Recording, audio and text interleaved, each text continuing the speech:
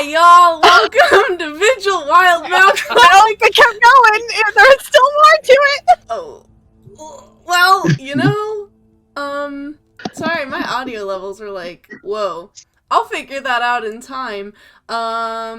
But yeah, this is Vigil Wildemount Chronicles, and I'm Victoria, and I have some announcements for you before we begin. The first of which is thanks to our awesome sponsors, Little Dragon Corp and Cardboard Castle Games. Little Dragon Corp is a Canadian dice company with all kinds of awesome tabletop gear. You can check out their Twitter at Little Dragon Co. 1 to stay updated on all their awesome products, and the coupon code PROBONUS will give you 10% off when you head over to littledragoncorp.com and place an online order.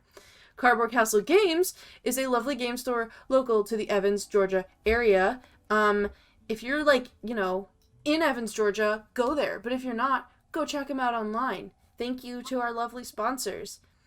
Also, we stream literally all the time here on Proficiency Bonus. We stream so much. We've got games for the major published 5th edition modules. We've got games for Homebrew 5e. Did the stream just drop?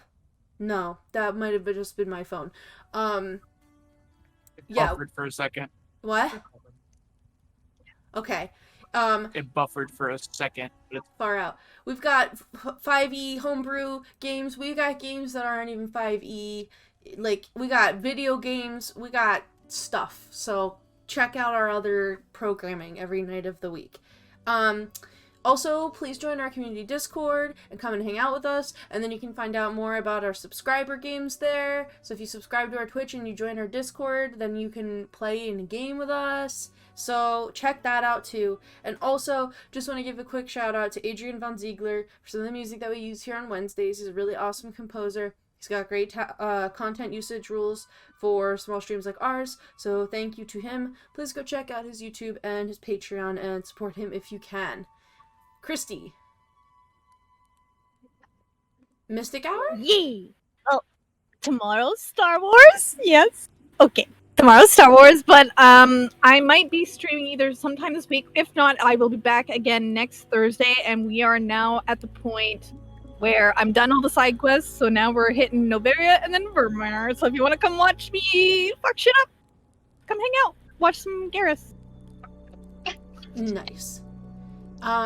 Derek, I know you usually have a little announcement about our module. Yes, the world we're playing in is made by Matt Mercer and the people at Critical Role, so thank you to them for making this world. And Okay. I think that's ink. Is that I think for the recap? Unless someone else wants to do it. I think it's up to you, Ink. Let me go into my tome of a man who has bad memory. Last time on Vigil Wildemount Chronicles, the party had awakened to some wonderful breakfast made by Agatha, the local alchemist of Oath, and then quickly made their way south to the Ravenosa Chartering Company so that they could get some ships to start investigating the swamp about this interesting diamond issue that's causing people to go missing. Through some actually spectacular rolls by our resident ranger and some of our more perceptive members of the party, we were able to navigate through the swamp and find some of these here diamonds, being able to pluck them out with a simple mage hand and place them in our bag, but not before Reksha was able to give a little bit of insight onto what they actually were. These were not diamonds, but a creation known as blood siphons, a crystal that is made through the use of necromancy that, when attached to a creature, can very rapidly sap its life force. For whatever reason, we do not fully know. But it was safe to say that the people that were going after these diamonds were finding them only to promptly be being killed by them and their bodies taken somewhere for some reason. Fearing that there may be multiple necromancers at work in the swamp, the party decided to return to the Marquis and explain to him and the citizens of Oath what they had discovered. It was only at this moment that Dumka then remembered that he had not actually organized the party to meet with the Marquis as they had originally planned to discuss their actual payment for this job. However, they were able to negotiate what they believed to be a fair price and told the Marquis that they would go back to investigating. That night, Dumka and Saren did a sort of flyover scouting in the air to see if there were any structures looming out of the swamp to investigate, but could only fall back upon the town's abandoned lighthouse, which had not seen some use for several decades at this point, due to the family that ran it having died out some time ago. When Dumka shared this with the rest of the party, everyone felt that it was a good idea to at least give it a little bit of an examination the next morning. Taking their boats over to the small island, they proceeded to look through the tower and found a secret tunnel. Secret tunnel! Back to town! Which led directly to the Ravenosa chartering company and connected to a backroom storage area.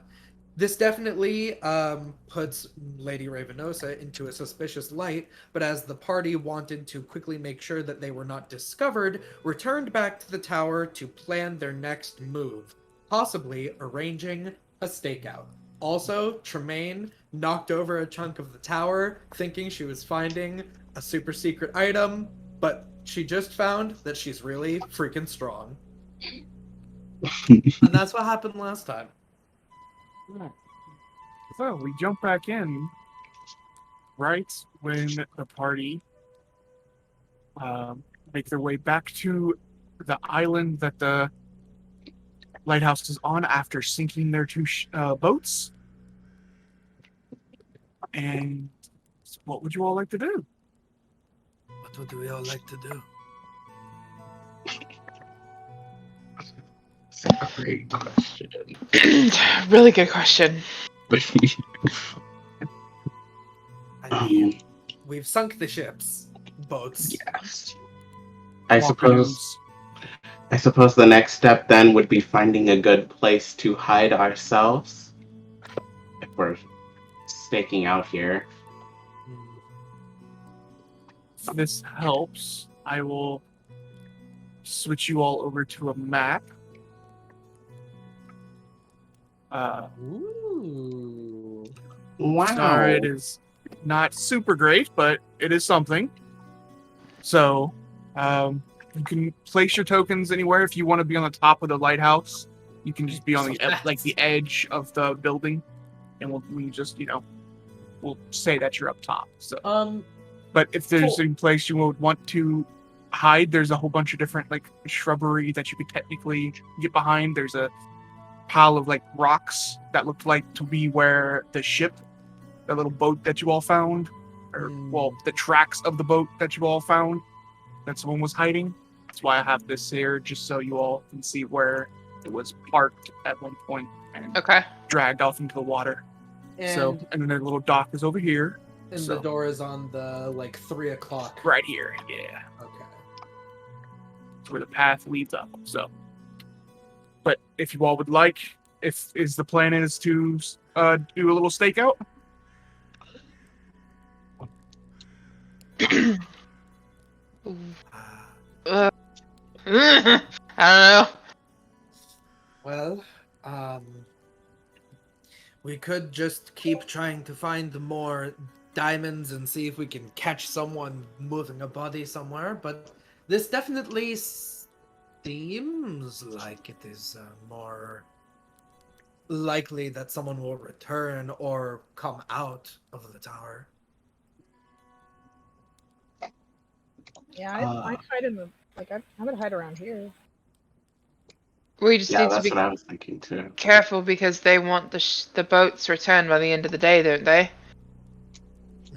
Yeah, but who cares? With your all. Yeah, I was about from the to say. the boats are yours. Yeah, Okay. We got special use for these because we went to the Marquis and he was like, just have some. Yeah. Nice. Okay, that solves an issue. Dumka never got to go up to the top of the tower, so I suppose I could squat out there. Up to the top? Okay. Mm-hmm. Sure.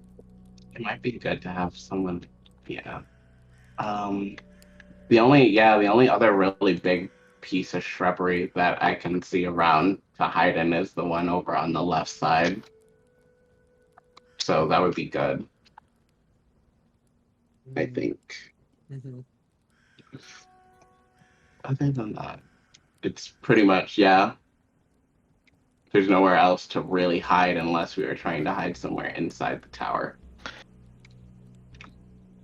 Yeah, because they're either going to have to take a boat to this little island, or they'll come out of the basement.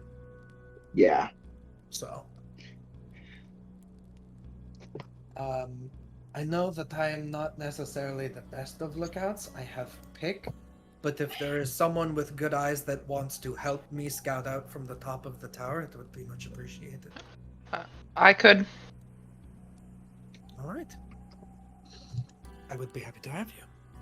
So, Dumka and Beck up at the top of the tower. Reksha, you said you wanted to hide over here too with Tremayne? Mhm. And then Zach, what would you like to do?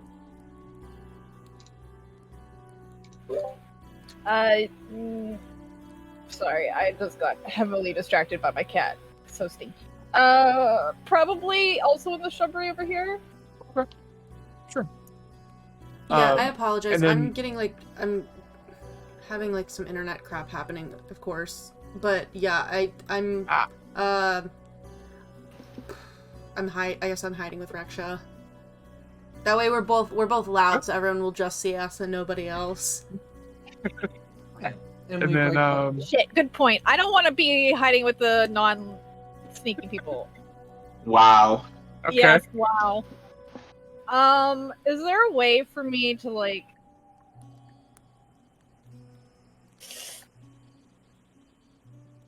You could go in the water. Weird? I was literally gonna say, can I hide in the water and, like, find, like, Navy SEAL? Can I Sure, Navy you SEal could- this? You could get a ghillie suit. totally do that. What if There's Well, I tons was- of different like algae and like stuff like that that I you wanted could to- bring over to like kind of Like in this mask yourself a little- little bit. Yeah, like in this little corner. Sure. Kind of get some, Yeah, you like, can hide over logs there. and stuff. Heck yeah. And then Beckett, where would you like Saren? Oh god, that's a good question.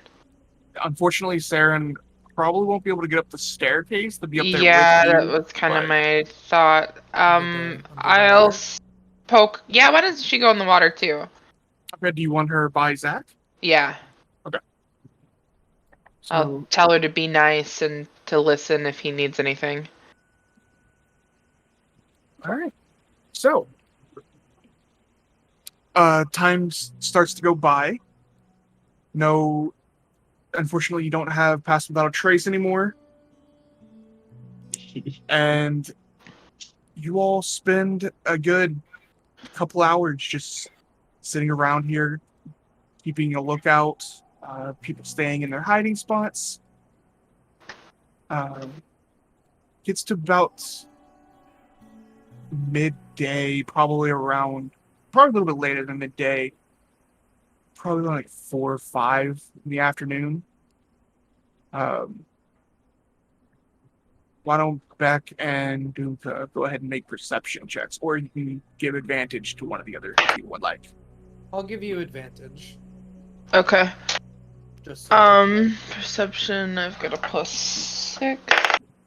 17 + 6. So 23. 23. Yeah. Thank you. 23, okay. So, as you're keeping an eye out over the horizon, looking for any signs of boat travel or any weird sounds on the wind, in the distance, you start to see a small boat start to row towards the island. One individual is on the boat, rowing it. And this is more like a gondola style boat. It's not like a row. They're not in the thing going, rowing. They're on the back, kind of pushing along with a long stick. But Okay. they seem to be making their way towards the lighthouse island that you're on. Correct. Do they have a more masculine figure, a more feminine figure? Is it hard to tell? It's kind of hard to tell at this distance because they're a good distance away still. But Okay. the closer and closer they get, their figure is very slender, very thin. They have a hood over their heads, so you can't really make out their face or Okay. anything like that. But they looks like they're wearing like a long cloak. Outside of that, it's not any kind of, you don't see any descriptive things, unfortunately. That's fine. But it's Am I close enough to shoot a message towards like Reksha or Zach or Tremayne? what's the range? Isn't message like 120 feet? I think so. Yeah. So you should Yep. be you Yeah. should be fine to send messages to both. I'll just poke a finger out and try to get all three of them and tell them, just in case they didn't see them, like, hey, we see this person. Zach, you would definitely not see this person because they're coming from this direction, from the north down. So yeah, especially if Zach can't see, I will warn everyone like which direction they're coming from, what they look like, just like a quick description. If you had to guess, Beckett, it looks like they're making their way right towards the boat area that you found, where Okay. the boat marks were. I will say that too then. So, but it's going to take them probably about another 5 minutes to get to the island. Did anyone want to do anything in that time? Yeah, Be Okay. very Go stealthy. ahead. There we go. Go ahead and make stealth checks for me. Oh boy, here we go. 22. Oh shit. 15. 16. 24. Can Can you roll for Saren also? Oh yeah. Cocked. That's a nat 1. I got So, a 7. 3? Okay. So the next question is, Zach, would you reposition yourself since you know where they're coming from? Yeah, I was going to start swimming to a point where I could Okay. maybe get a Yeah, visual. Well, I mean, you'd have to swim all the way Around. around this Yeah. island because, like, they're coming in from this direction. So, like, you could. That's technically. Could I like get down to like here if they're or no? It would have to be because they're on the other side. Yeah, I would just swim around. Yeah, that's I want visual. that's easy enough to do. Saren is smart enough to where if you were to make like, of course, Saren can't understand you, but if you want to make like hand gestures to try and like trades information towards Saren, I will allow you to do that. And Sure. maybe Saren will I even would help probably you like swim faster. swim faster. Wait, does Saren have a swim speed? I forget. I don't think she has a swim speed quite yet, because I think I chose the flying speed over the swimming Right. speed. Right. No, Never mind. What But I'll do she'll is, Saren, go with I will like tell her to like a wait, and I kind of do this on the door, just wait in case they come around. Gotcha. I don't Yeah, know. I and want you can- visual on the door. Gotcha. And you can reposition yourself wherever you want on that side of the island in the water. So, Probably. because you'll be able to get there before the boat arrives. So, Let's do. all right. So, the boat approaches. When they get about to where this map starts, so they enter this area, you see them look up towards the top of the lighthouse. I'll duck down. What was your all stealth up there? 16. 22. Yeah, we're pretty good. 16 and 22. Okay. Yeah, the second I see their gaze start to go up towards the top of the lighthouse, I'll duck down. Yeah, you probably have to put your hand because you react faster than Dumka, so like put a hand on his head and be like, eh. Yeah, he'll be like, and like just knock you both down. The figure looks up towards the top of the lighthouse, seems to notice something. Either that's you all or the wall, noticing that something might be different. Oh no! Kind of like you see the individual kind of like pop their head a little bit. I Walls know. fall all the time. It's an old building. True. Shoot. But they're gonna come up to investigate. They do continue to come towards the island.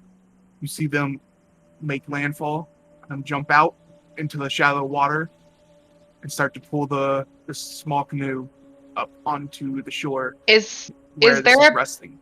Is there a place that Dumka and I can like? Because I kind of want to like, if they come up, like subdue them somehow. Because we're in a circular room. There's nowhere for us to go if they come up and find us.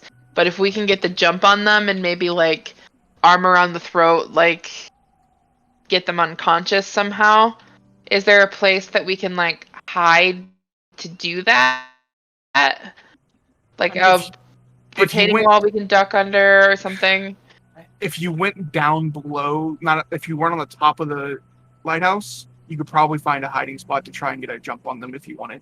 Okay, so I'll turn to Dumka and I'll be like, okay, so up here, there's obviously something that's drawn their attention. The wall that we knocked down, I think they might have noticed it. I think we need to go downstairs. I think we need to get the jump on them now. I don't know. Do we wait to see if they investigate, or do we? I was if we needed to, if they go into the tower, I could actually give us a little bit of a spell. I think you've seen me use it before, and we could actually, when they go in, we fly onto the outside, and then we could swoop. Okay. That's a possibility. They'd have to get past all of our friends, though. I think the point was just to watch them, though. I don't think we were going to. Were we going to jump them? Was there a miscommunication there somewhere? I mean, I was really hoping that they were going to like show up in the gondola like with a stacked high pile of bodies, so that it could be like, you know, oh, you got your red hand in, but they're just sort of a creepy boatman. So I don't know. Because I don't think we should jump them. We need to figure it out though, so that I can message them. So, because if they're going to jump them, then this whole plan is moot. I'm going to send a message to Reksha, and I'm going to be like, Reksha, you're closer. What do you see? You can whisper to me. What do I see so I can whisper it to Reksha? To me? Yeah, sure. So I can whisper it to Dumka. Alright, so next question here. What was the stealth checks of Reksha and Tremayne? I got 15. Okay. No. So, first thing you notice is this individual is pulling their boat onto land by themselves with one hand. So they seem to be relatively strong. Okay. They're making, as they're pulling this their boat onto the land, their eyes never leave the top of the tower. Oh no. Also, well, I shouldn't say never. It seems like they're very focused on the top of the tower, but they're also keeping an eye on like their whole surroundings, to the point where you all are hiding, you're almost certain that this individual saw you. Oh no! Tremayne. Well, I noticed one or two things. Two or two things, I should say. The first being that they definitely most likely know that we're in here. So, element of surprise is a little moot. And two, they seem to be relatively strong.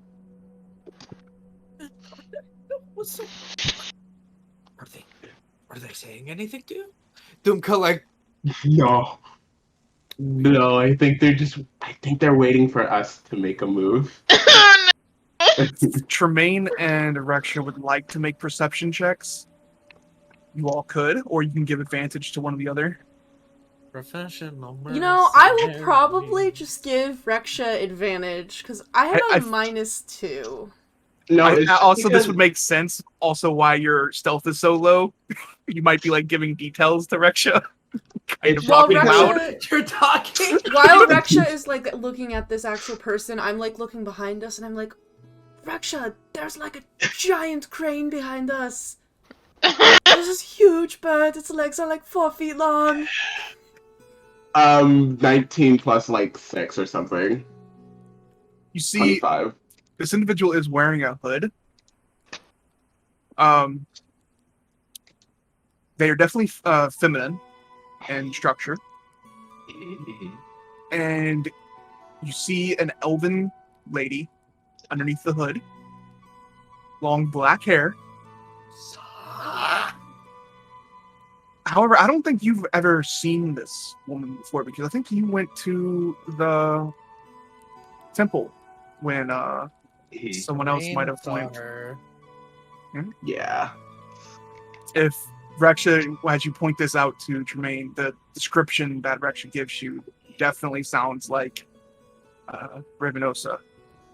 That's the Yeah, man. yeah. That's Ravenosa is beefed out, That's- pulling a ship with one hand onto land. I will tell him. I tell Reksha that that's Lady Ravenosa. She was like meeting with the. My God, what's the word for the mayor? Marquis. Marquis. How do we tell them up there? How do we tell them? Should I start like R? I think she knows that we're here. I'm quite positive she knows that we're here. As you're having this conversation, she keeps walking towards the tower, Uh-huh. and as she keeps walking, she's no longer really keeping an eye on top. She is just staring straight at you all as you're all having this conversation. But she's just keep walking. Wait, us gotta are at do- the Yeah. top of the tower. No, you all down in the bushes. She's Behind staring these at rocks. you. Yeah, but she's just keep walking. She We're seems to like distracting not Yeah. paying, like knows you're there, but just gonna keep walking. She cares. Hmm?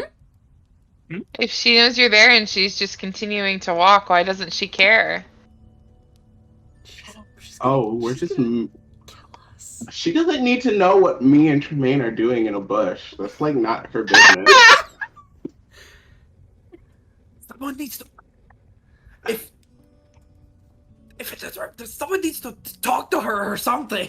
About what? Why is she coming here in the middle of the night? Is it night? No, Day? it's still the Middle of sun the is day? still out, but it is very cloudy. There is like no like sunshine coming through the clouds of this. Ask her what day she is coming over to the abandoned lighthouse by herself. Okay. I will.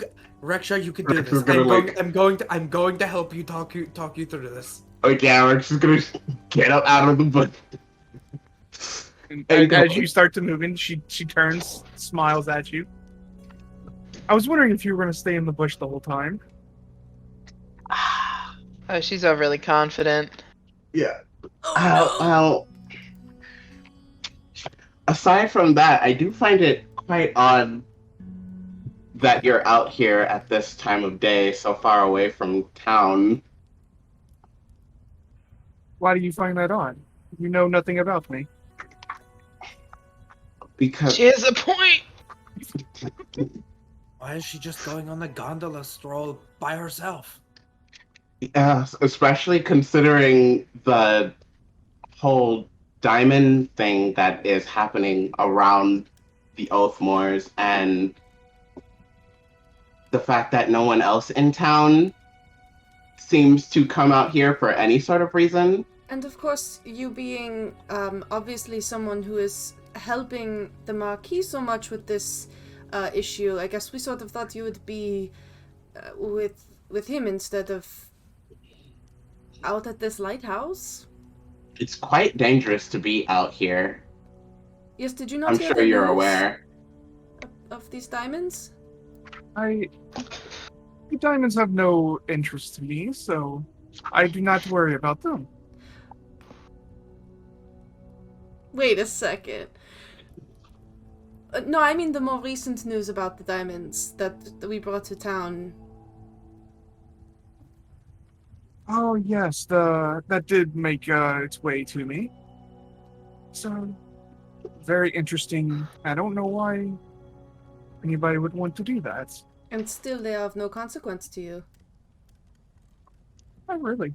I don't really care for diamonds. I want Or to whatever insight these check things her. are. I want to see you. Sure. Like, I just Make want an to. insight check. Yeah, I Yeah, just I want want to. to do it too, but I have a Sure, minus go ahead and make 2. an insight. 22. 22. I got a natural 20s, but that's an 18. Wow. We love it for her, though. Okay. I'm just tuned So, into her. This 18 and Reksha, yours was what? 22. Where is she standing? She is. You can tell that she does not. It's very hard to read her, but you start when you mention these diamonds or blood siphons. You kind of her composure kind of drops for a second, and you see like her eye kind of twitch, and you get the feeling that what she was saying about not caring about them might not be the whole truth.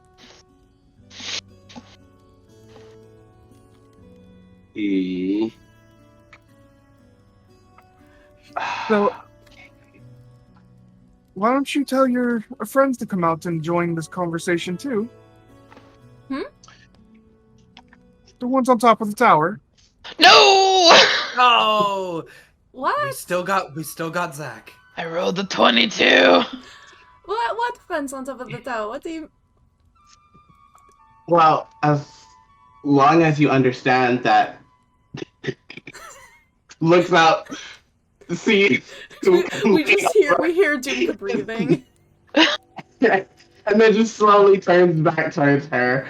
And he's like, as long as you understand that, I'm sure you know that we were hired on to protect the job. So, as such, we would like to know what exactly you're doing out here at this hour.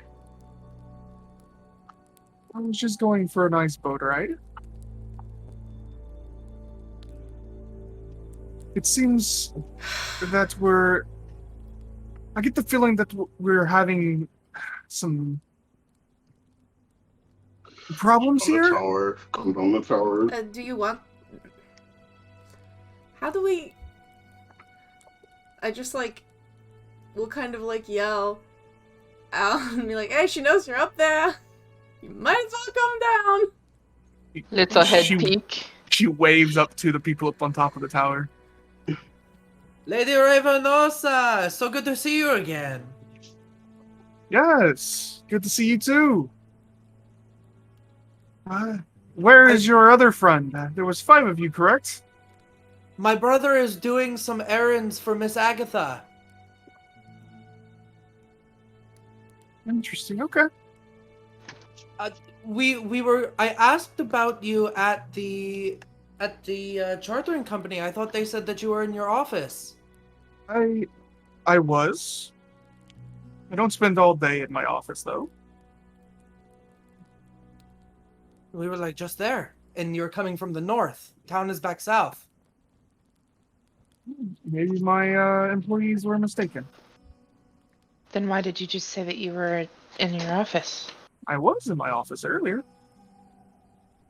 But if you said you just came from there not too long ago, then of course I wasn't just there.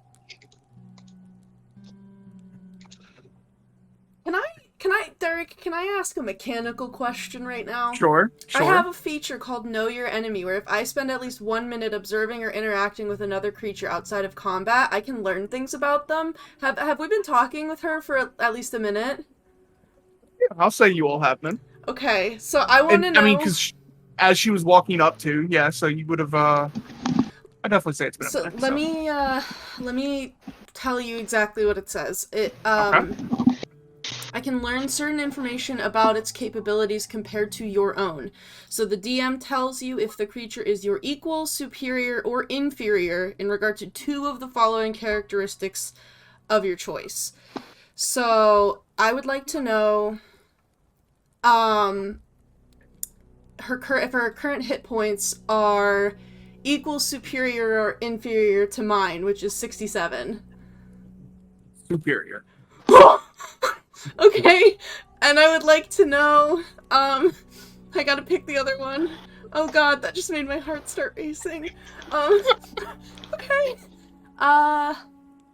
Her, This is such a cool ability, Victoria. I It is love really this. cool. You're reading her. If her dexterity score is, inferior, equal, or superior to mine, which is a 16. Superior.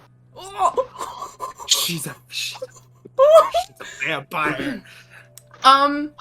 Okay, so, like, having spent most of this conversation not actually talking and kind of letting Reksha deal with that, and now gleaning all of that information, I'm just gonna put a hand on Reksha's shoulder and say, oh, you know what, it is kind of, it has been a little bit of a while since we were at the office. I think, with all of the trees around Lady Ravenous, I'm sure you understand, like, time just passes kind of weird in the swamp. You know what, we'll get out of your way, you seem so busy. I'm kind of curious, why were you out here? Doing the job that the Marquis sent us to do. Yeah, just doing our job. We were investigating the area, and when we heard a boat, we were concerned. So we hid until we could figure out who it was, but then it was you. So there's no issue here, right? Kind of looks over everybody. Yeah. I mean, I don't have an issue unless you all do. No issue, and I think, the big swamp, we've got a lot of places to investigate. We should get out of your way. Trying to collect as many of the diamonds as we possibly could. We didn't find anything here in case you were concerned about your well-being. I was not, but I appreciate your efforts. Can I help you with anything else while you're here? No, thank you for answering our questions. Nope. Of course. Beckett is catching on that you're like trying to get us out of there. So he's playing along with whatever Tremayne is doing. And our boats are freaking sunk, so we're gonna have to swim down. Well, we can get the boat. You can unsink them, technically. I think we can explain away like we were trying to hide because we saw a boat coming, so we sunk our boats for a bit. Yeah, the best play here is just to be honest about what we were doing here, but not tell her what we found out. Yeah. So, as you all finish the conversation, she will continue to walk around the lighthouse. When she gets out of my line of eyesight, I'm gonna try and swim to about here. Okay. And just kind of keep an eye. And she enters the lighthouse. Is Dumka and Beckett still up top? Yeah, well, we yeah. were. I'm gonna come down. I'll give her kind of a nod, and I'll tell her to stay safe. As you all are leaving, walking down the left set of stairs, she says to you all as you're passing, I hope you can understand that I would like to keep this secret passage a secret. I have no doubt that you all found it in the basement. So may I ask a question then? Yeah? Since you're asking us to keep a secret for you, what's it for? For some side businesses that I run out of the city. That is my own.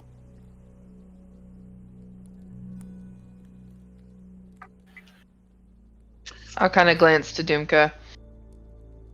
Well, Lady Ravenosa, I did not actually get to, we didn't get to have a long conversation. I believe I unfortunately had interrupted you speaking with the Marquis. A horrible first impression, I'm sure. The reason why I had been asking of you when we wanted to speak with you, but they said that you were busy, apparently maybe you were out. I represent a rather large mercantile business back in my home of Port Zoon, and a little bit of asking around, it seems that you are relatively newer to town than I originally had thought, but you've made quite a name for yourself. So, if you are doing some additional business, I mean, this is something that perhaps I could be helpful towards, or at least it's something as a fellow lover of coin that I'm interested in. And we are just mercenaries. It's not like we We have no are- connection to the Marquis, other than the fact that he's hired us. So, looks to Zumka, if we could be of assistance. He eyes you up and down. Go ahead and make a persuasion check for me. You go ahead and do it, Dylan, with advantage because you did most of the talking. First roll's a 6. Second roll's a 7. So it's a 14.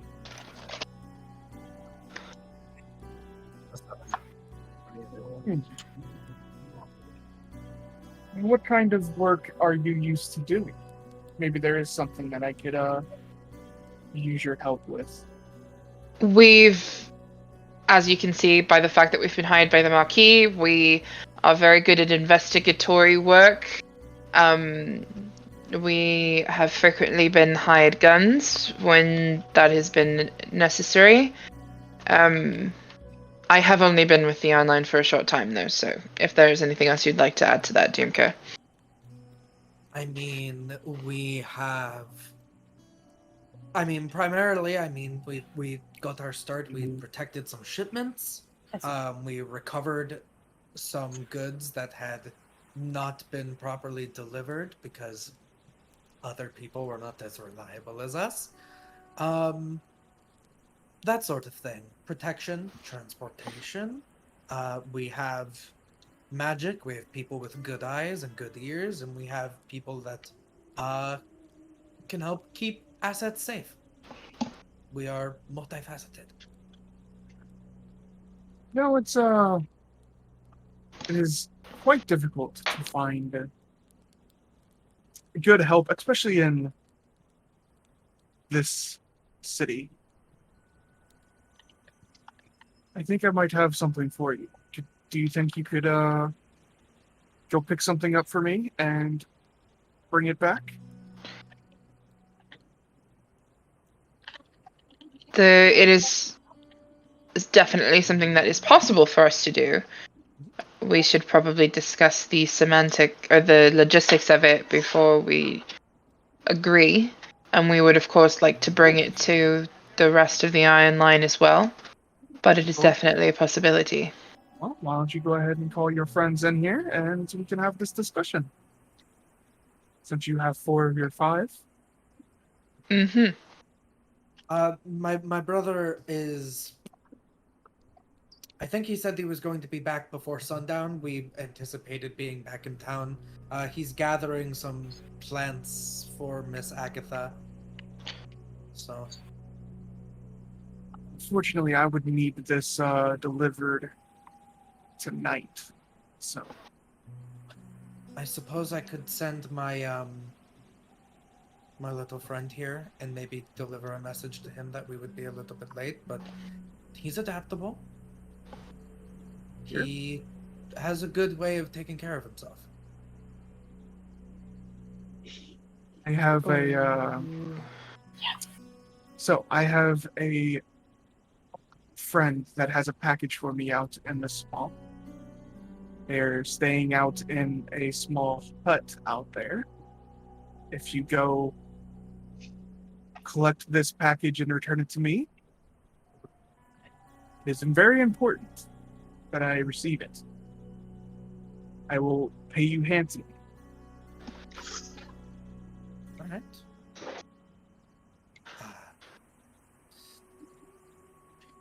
Why don't we go fetch our friends and we shall discuss? Yes, okay. I always want to hear the numbers, but I should probably... Yes. Everyone should hear the numbers. Everyone should hear the numbers, you're right. Do you want to... I'll go. Why don't you wait here with our new potential business associate? So, I feel like Beckett, this. you go outside. While that exchange was happening, like as soon as she went in, I was just like, "Oh, Reksha, we got to get out of here, okay? We got to get out of here. She's trouble. Like, you know how I'm like literally the Tremayne's like, strongest. she ain't normal. You know how I'm like She's literally built like different. the strongest and like best at getting hit and just like all around best fighter like in the group. She's better. I can tell. Looking at her was like looking at a coiled python waiting to strike or something. Like Ooh. she is a tensely loaded spring just waiting to be set off, and I don't think we should be the ones to do it. Not right now. He's obviously the one who's been causing all of the problems. I was sent here to stop her. If you want me to walk away? I just think we should be in a better position and not... I don't know. This is like... She knows this turf really well.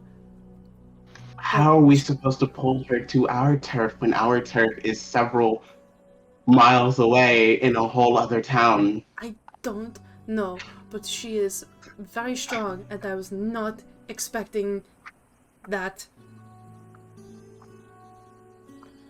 I was. We need to do something about her, whether or not she is a python or a bunny. She's still causing problems.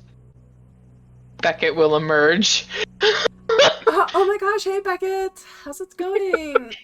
Hi. We've had an interesting development. Uh-huh. So Dumka, she knows we know about the passage underneath the lighthouse. She mentioned it and she asked us not to say anything to anyone.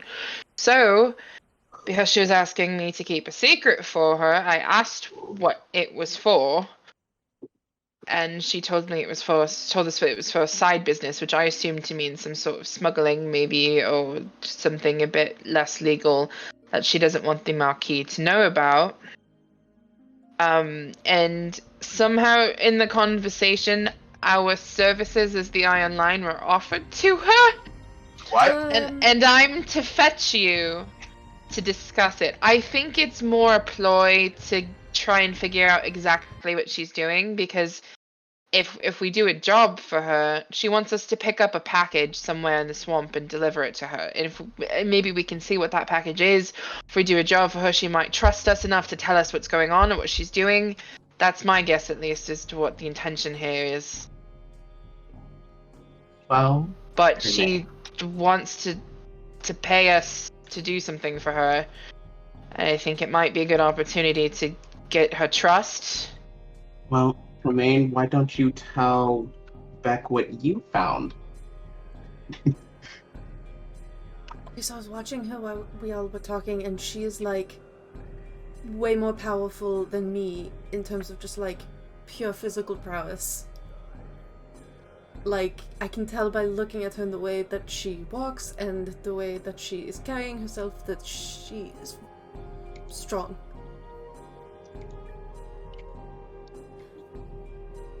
That doesn't surprise me, and I don't doubt it. I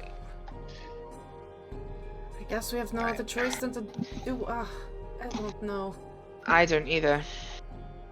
But I'm to fetch you. Okay. I'm gonna point a finger towards where I think Zach is and try and find him and relay the same information. But I'm also gonna say she's not aware that you're here. So we have some advantage in that way.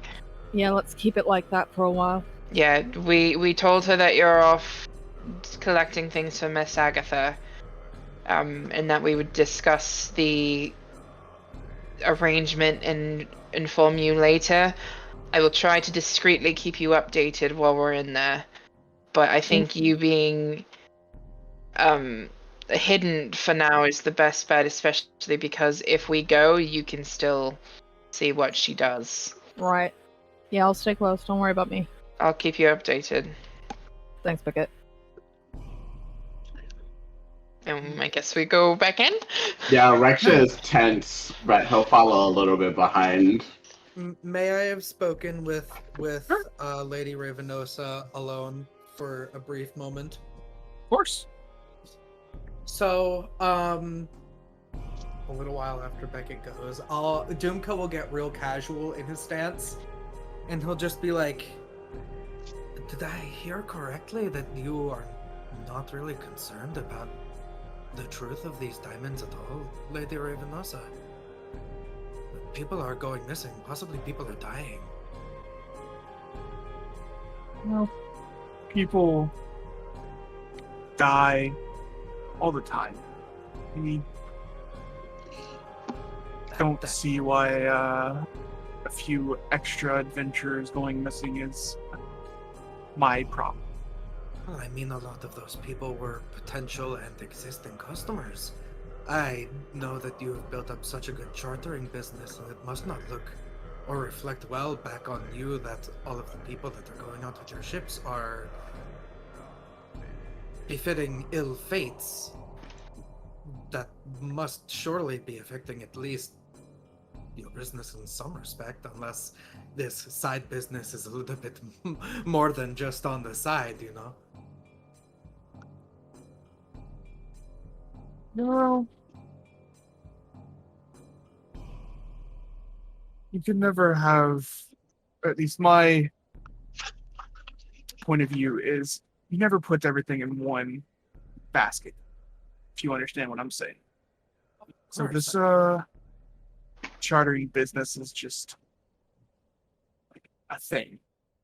I am the merchant prince of Port Zoon, and I am also one of the founders of the Iron Line Mercenary Company. I fully understand having fingers in all different sorts of pots, but I just...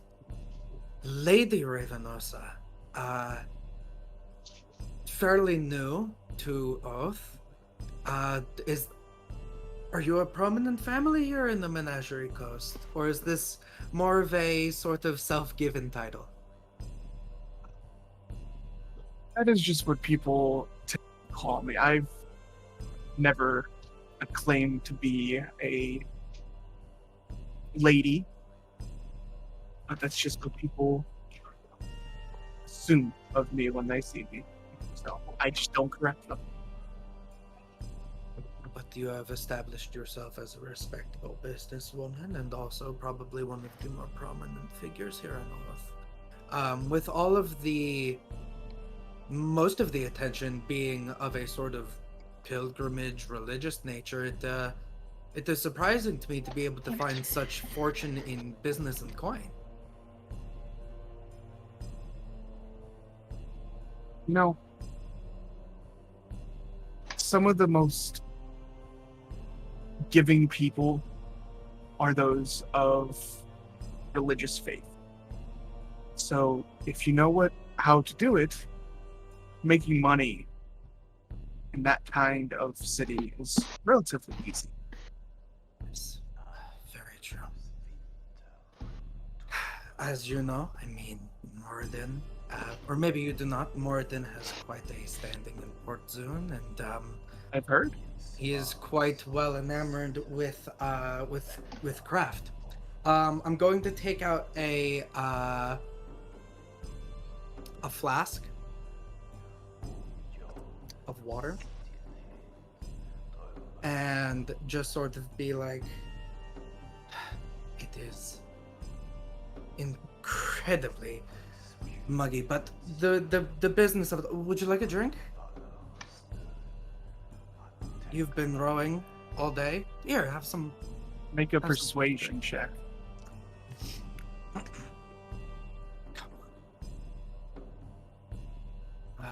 gonna use a feature here. I think I can do it. Okay.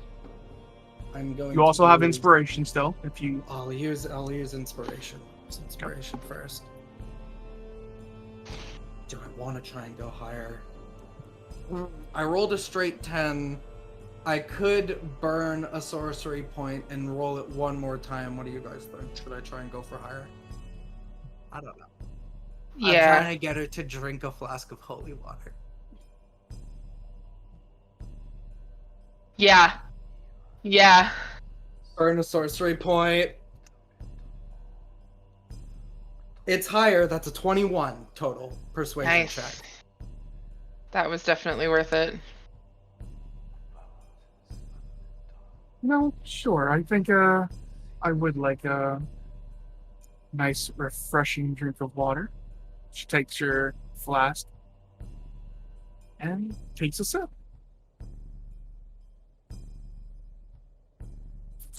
And 1 second. okay. Listen, if you're saying 1 second, and she's I drinking gotta holy water. I gotta find something. Would you like me to read holy water for you? Sure. So holy water. This is a leftover flask from when we were trying to make stuff. Mhm. It says normally you throw it and it splashes at a target creature. Yeah. As an improvised weapon. If the target is fiend or undead, it takes 2d6 radiant damage. Okay. If it's splashed on. Well, she's drinking it, so I will say, since it's not the whole thing getting splashed, go ahead and roll 1d6 for me.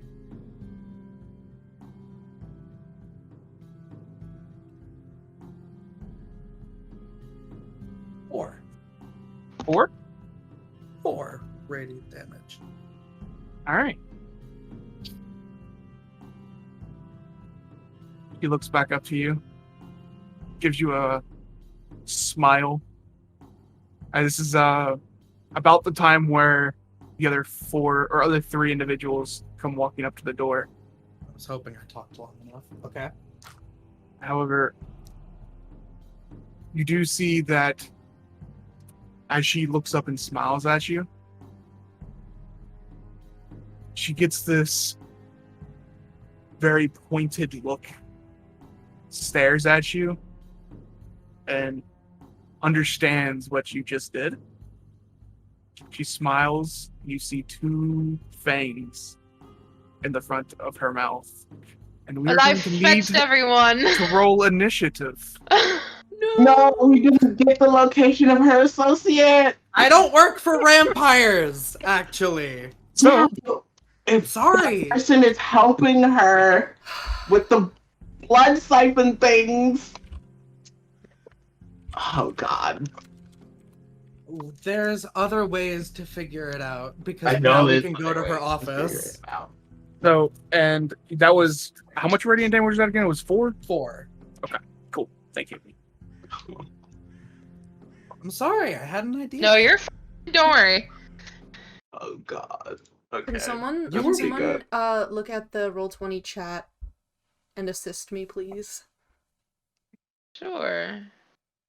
I got you. I just can't change my Discord window to or do this myself. Da-na-na-na-na. I got it. All right. So, initiative. We're going to start with Beckett. What was your initiative? 12. 12. Reksha. 16. 16. Yep. Tremayne. 4. I rolled a natural 1. 4. Dumka. 13. 13. Zach. 17. 17. Is it playing? I can't update back because I don't know what's happening. Yeah, for this first round, unfortunately, Zach is probably going to not know anything is going on. So No, so I would use my movement because I want to keep an eye on the door, Sure. but still stays hidden. So I would probably have to swim all the way around. Or But it's probably half movement, yeah? for what it's worth. if you're when she- swimming, yes. Yeah. Okay, so For what it's worth, when she smiles her fangs, Dumka's like, gotcha. Oh, I just yeeted. Oh my god, I'm like yeeting myself across the map right now. Something is wrong with my Roll20. I can move you if you want me to. You're just that fast. Every time I go to click and drag it, my window just starts moving up and down. I moved it for you. Thanks. No problem. If I use my action, can I don't know. I'm not in a rush, so yeah, that's all I do. You just move there? Okay. Yeah, because I don't know what's going on. I Sure. just think that I need to keep an eye on her. You three are at the door. So, alright, so Zach's turn. Reksha, it is your turn. So, basically, as you're in the doorway, you see, go ahead and make an insight check for me. Okay. And, because you see Ravenosa holding a flask of something, and Dumka standing in front of her. 15 plus 6. Okay. So 21. You recognize the flask as holy oil, or is it water? Holy water. So you recognize the flask, and you're seeing the side of her face, and you see her start to reach for a rapier that's on her side. So you understand, you get the feeling that something is happening here. So. Okay. And But it is- I'm going to basically, I'm gonna fuck her up. That's what I'm gonna do. I'm gonna Okay. come in and gotta find Roll20 again. Basically, I'm gonna come in and go up, so I'm right here. Yeah. And I'm immediately going to use my action to cast Spirit Guardians. Basically, as I come in, just to try to, on one hand, because it will help Dumka get back if he needs to, and it will also, like, do damage to her around us as my action. And what does that do? Is that Basically, let's see. I have a lot of tabs open.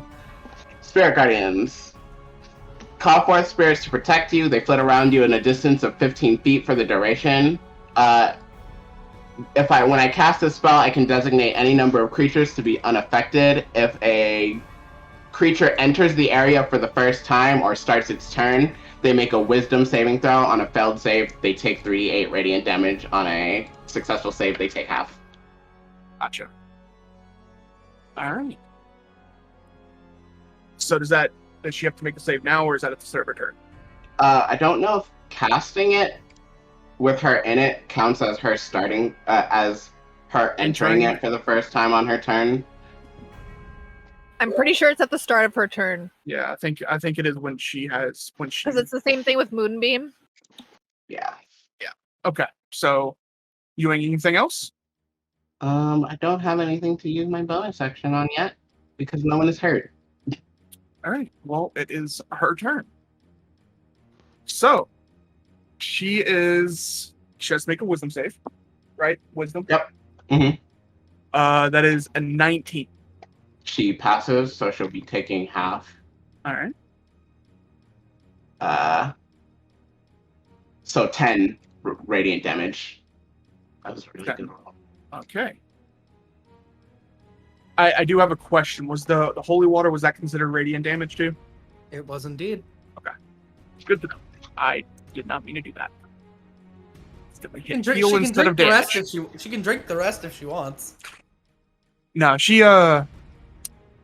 so as she is standing there smiling at you, seeing Reksha run up, she draws a rapier with her other hand, throws this bottle off to the side, and you hear it smash against the wall and break. But as Reksha runs up, seeing that he has these things that is causing issues, she will attack Reksha. She is going to make 2 attacks against you. Okay. First one. That's terrible. 12. Does not hit. Figured. Second.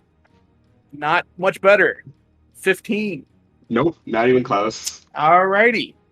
So she makes 2 quick jabs with her rapier at you, taking kind of like a fencing stance, but unfortunately just isn't able to penetrate that armor that you have. So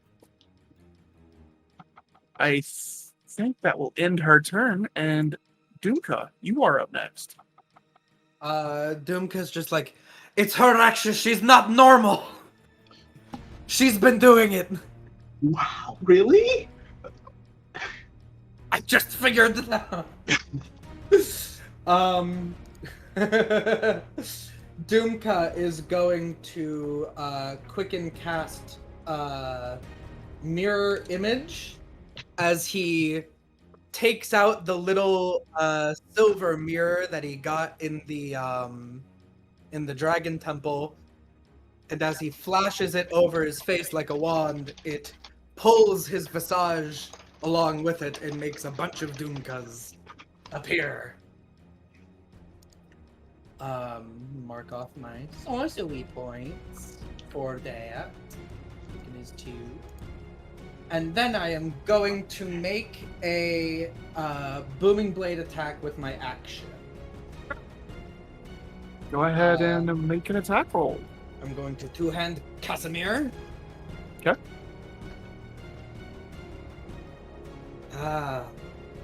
Bollocks on bollocks. I should have tried to flank with Reksha first. 12.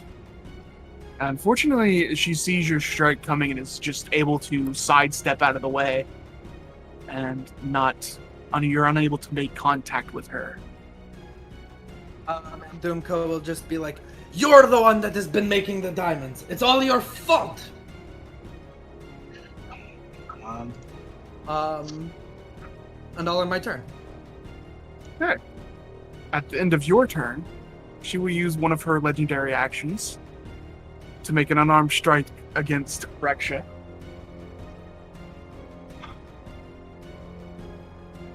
That is a 25.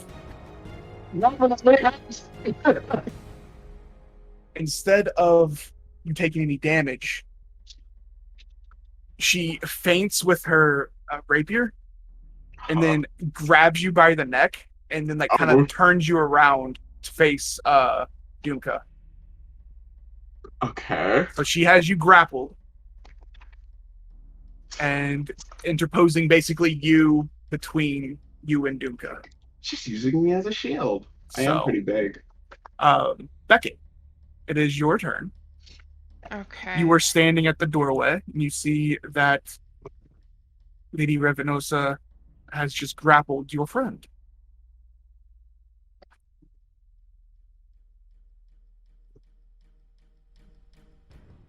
I'm going to bonus action Hunter's Mark her while giving Reksha a really what the fuck sort of look. Like, what happened in the time I was gone sort of look.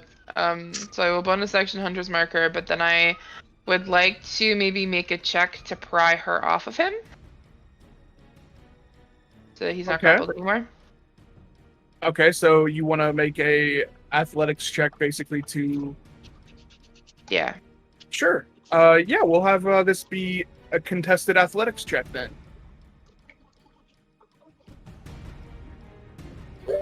Eric, you have DM inspiration. Wait, what? You have DM inspiration. Oh, Who thank just you, Jamie. did that? Thank you, Jamie. Jamie. I rolled an 18 plus 7, so 25. Yeah, even with she rolled really well too, but she only had a 23. So you were able to break Reksha free of the grasp. And she looks very upset about this. Okay. You do anything else? That's pretty much all I can do. Okay. So at the end of your turn, she's going to use another legendary action. And she's going to make an attack against you, Beckett. That is a 24. Yeah. And again, instead of doing damage, she grabs your around the neck. And now she has you grappled there instead of Reksha. Having somebody grappled means she can bite them. Tremayne, it is your turn.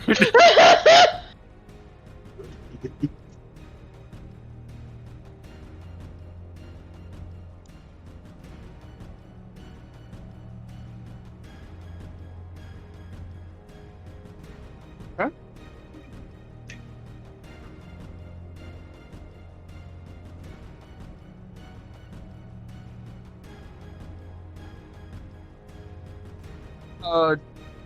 The goading attack just makes it to where if she attacks anybody else other than you, she has disadvantage, I believe, right? Yeah, sorry, stream, I had myself muted very briefly, but it says when you hit with a weapon attack, you can expend a superiority die and add the total to the damage roll, and then the target makes a wisdom save, and if they fail, they have disadvantage to attack anybody but me until the end of my next turn. So that wouldn't make her drop Beckett, Okay. but it would make it to where if she chose to attack Beckett on like her next turn, it would be a disadvantage. You do, however, have extra attack, so you could do that and then shove her to break the grapple. So you could do both. Okay, then I will do that. Yeah, I'll try to shove her first, and then the second attack I'm gonna try to do a goading attack. Okay. So go ahead and make your attack then. Okay. So I'm sorry guys, for a shove, is that just a regular like attack roll? I believe it's an attack roll, and you just basically move the person 5 feet instead of Maybe doing damage, right? Check. It Maybe might an be. athletics check, like a grapple. Let me. Shove. It Let's look it up says. real fast. Or just. It says You you, can say use whatever the you want. attack action, and instead of making an attack roll, you make an athletics check, contested by athletics or acrobatics. Okay. Okay. So go ahead and make an athletics check. And she will do the same. Oh, that's not good. 15. No, I'll use the DM inspiration that Jamie gave me. Thanks, Jamie. So that instead of it being a 6 on the die, it's a 17. So She's not good. Okay. she's not pushed, unfortunately. Okay, then. One more attack. Then I'm gonna spend a superiority die to do a goading attack. So I try to push her off of Beckett, and it doesn't work. So then I take out my sword, and I say, "Come at me, Milfy." Oh my god. That is... Okay, goading attack. Sorry, I'm so nervous right now. Actions. I have a +8. 25 to hit. That hits, yes. Okay. And then I can add my superiority die. I'm gonna D8. And I get 2d6. 1, 2. And she has to make a wisdom save. The DC is a 15. Okay.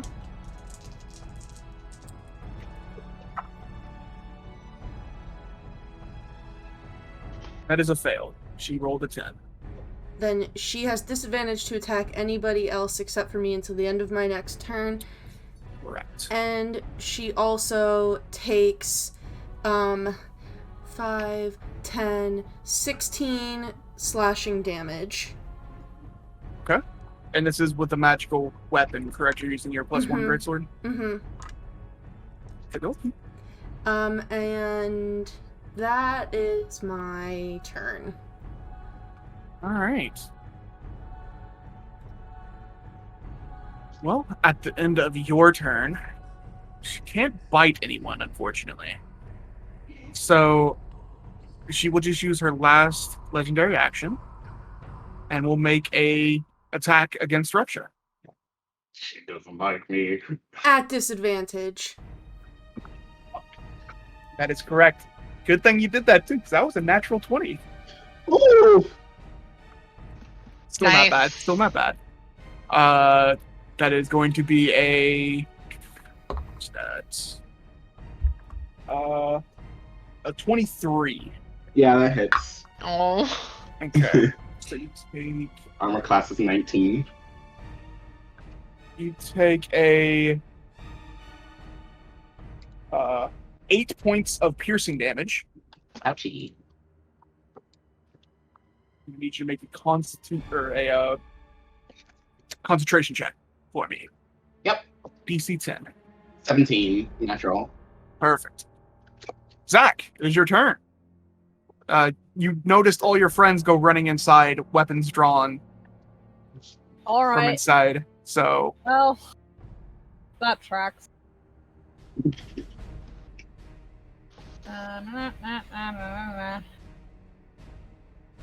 Okay, use my movement. Get up there. As a bonus action.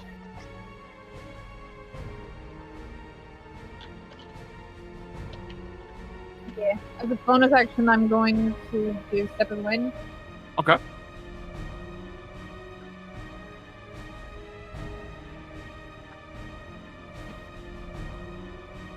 Maybe.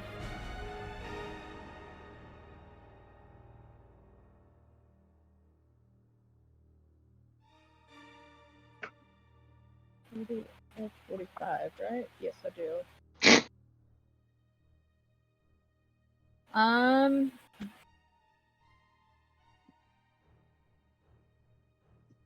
Yeah, let's just do it.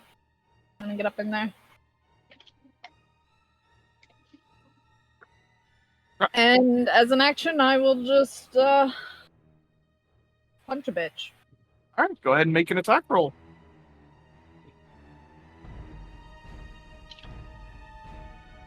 Oh no, I forgot I have a quarterstaff. I'll hit her with my quarterstaff.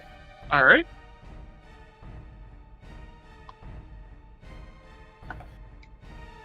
First one is a dirty 20. That hits. And do.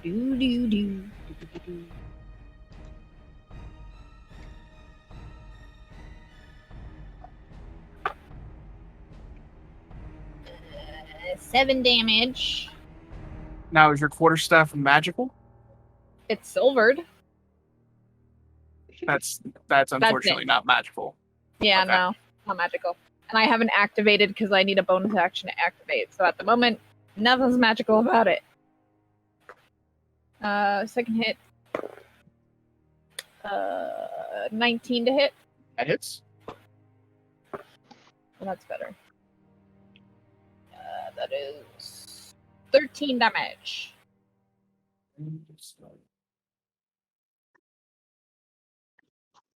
All right. So you make 2 quick strikes with your quarterstaff against her back, and Can I do a stunning strike on that last one? sure. What's the save for that? It's a I think it's a con save. that is a 12. 15! Bitch is stunned! She will use a legendary resistance to succeed. I mean, that's good though, because we can eat up her legendary resistances. Yeah. Okay, we're fine. Yeah, because if anybody wants to do anything a bit more powerful, now that's 1 less legendary resistance she can use. Okay. I will you- swap her next time. All right. So Reksha, it is your turn. Oh man, look. I'm coming around with a magical maul. Huh? For 19 plus 6. That hits. 20. So that's going to be 2d6 plus 4 magical bludgeoning damage. She takes 11 magical bludgeoning damage. Okay. And then I am also going to bonus action cast Spiritual Weapon using my last second level slot. And bop her with that too, because I hate her.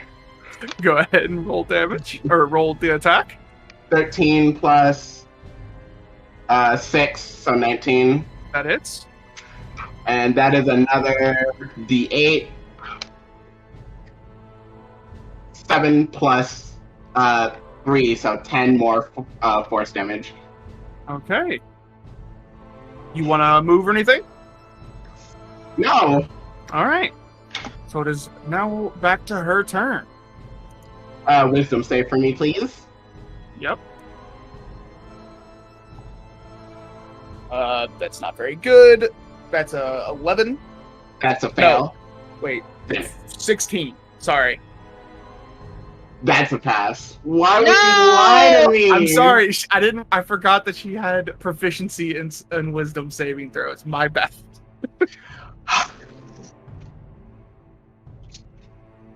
Well, she still takes half. Yeah, she still takes half. Yeah. I'm gonna roll this on D&D Beyond because I don't feel like doing the math. Big Fair. mood. Yeah. Big mood. And 7 to like 3 Raph, or something Yeah. like that. what do we always tell Ink? You know that we don't do this. Literally last time it was 20.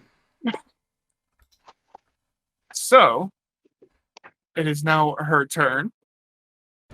And seeing how she has someone grappled, she's going to make 2 attacks. At One this of which is point, going to be one of which is a bite attack against Beckett. One of them is going to be a rapier attack against Tremayne. she has disadvantage against Beckett. Yep.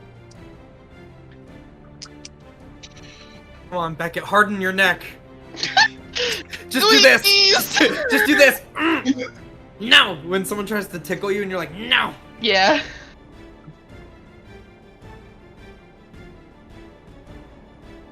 So that's going to be a 24 to hit still. Yeah. This The low roll was a 15, so Oh god. Ooh, yucky. so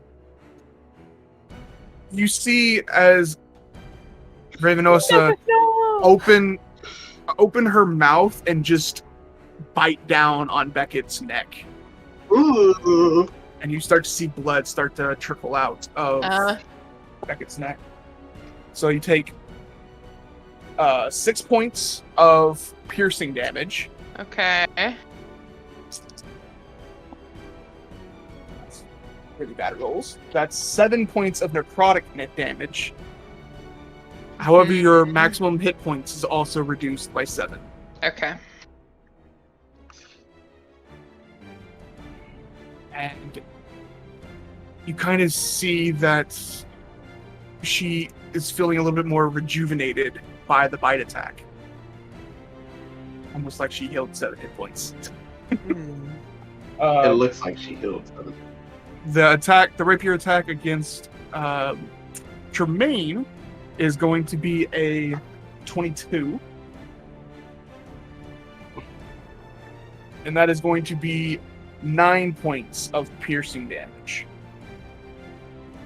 Ow. And that will be her turn.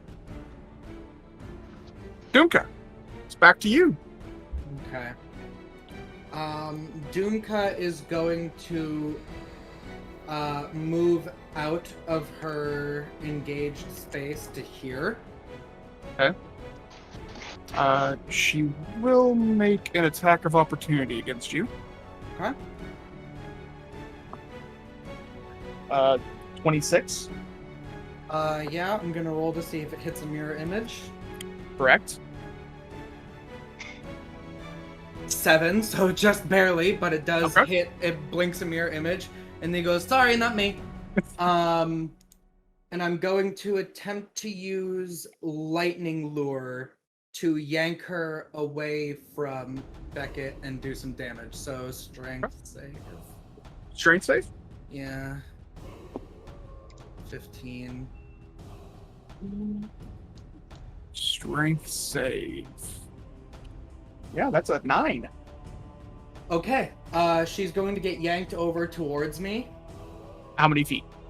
I can pull her 10 feet in a straight line You towards me. So you gonna she'll pull get her the right whole way? engaged with me. Yep. Okay. Because when she gets within 5 feet of me, she's going to take 2d8 lightning damage. Okay.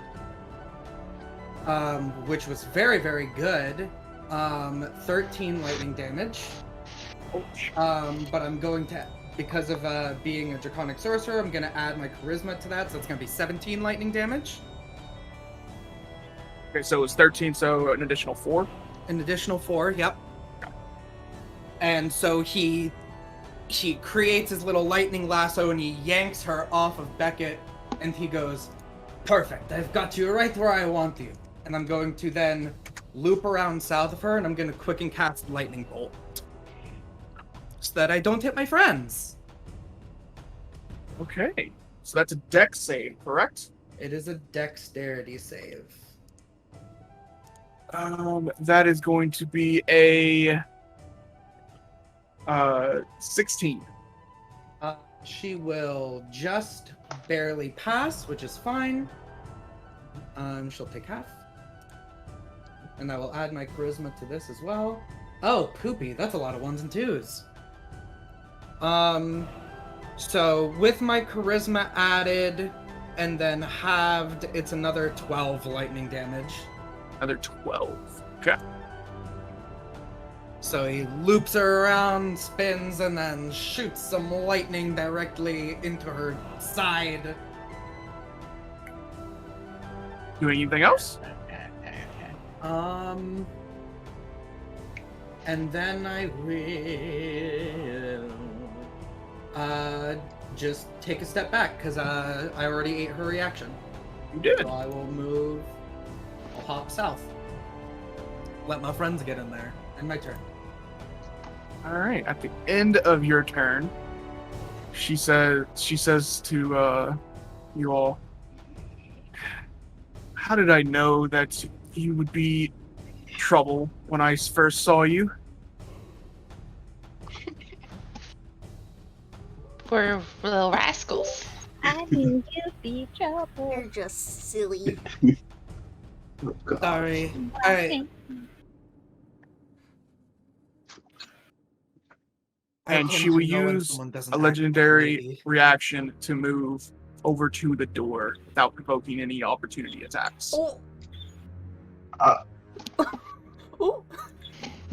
Oh. But Beckett, it is your turn. Okay. So quick question, since Saren was with Zach, where is she? She is down here. Okay. So is she acting on my initiative, or should I roll for her? I thought she went after your return, technically, Okay. right? Technically, I think that's what it is, yeah. Yeah. Okay, so I'm gonna pull out my longsword. Okay. Two-handed. Alright. And I'm going to go for my... I think I get an extra attack, yes? Rangers do get an extra attack. I Okay, believe, I'm gonna at go that for time. my two attacks. And this is a +1 longsword, so it is considered magical, yes? Yep. Okay. Just wanted to make that distinction. Okay, first attack is 24, and the second one is an That 18. hits. That hits also. Absolute king shit.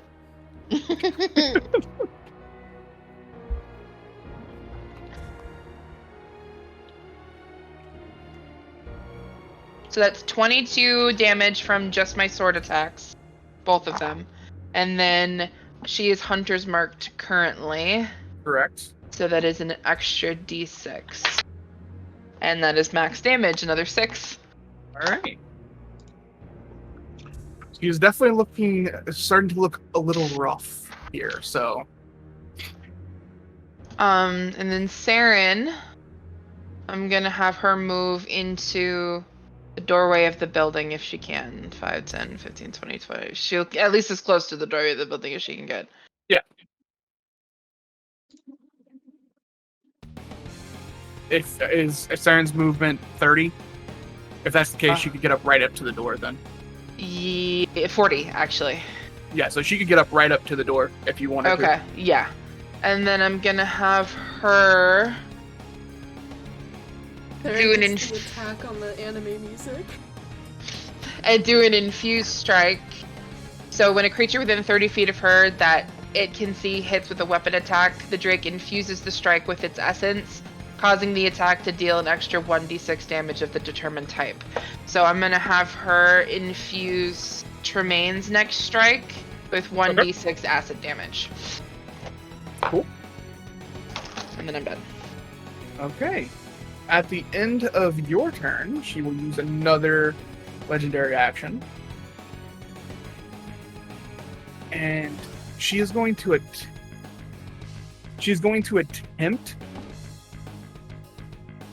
to jump past Saren. But since Saren is big dragon, it's going to be difficult. So I'm going to have her make an acrobatics check to do this. Okay. We'll say DC 15, just because of how big Saren is, and this door is not super wide. So Her movement is still reduced because she's inside the. Yeah, her movement speed should be halved. Gotcha. Didn't realize that. She didn't pass the acrobatics check anyways.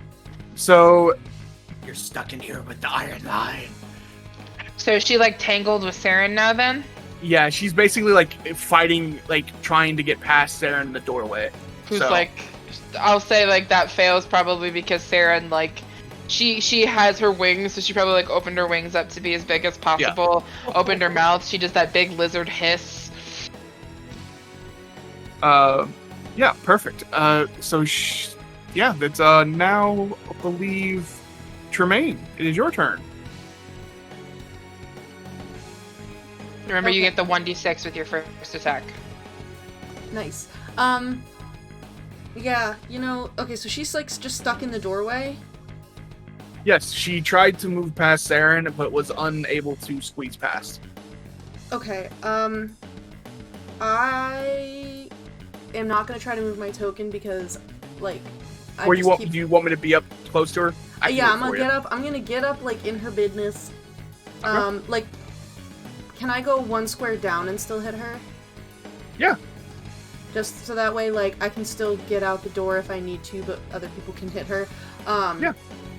And I would like to attack her. Sure. I am going to use my bonus action to. Sorry. Oh. No, you're good. I'm gonna use my bonus action to do a fainting attack. So I expend a superiority die, and I give myself advantage on my next attack roll. And I'm gonna make this one Great Weapon Master. All right. Okay, that dice is not coming out. So I'm gonna use...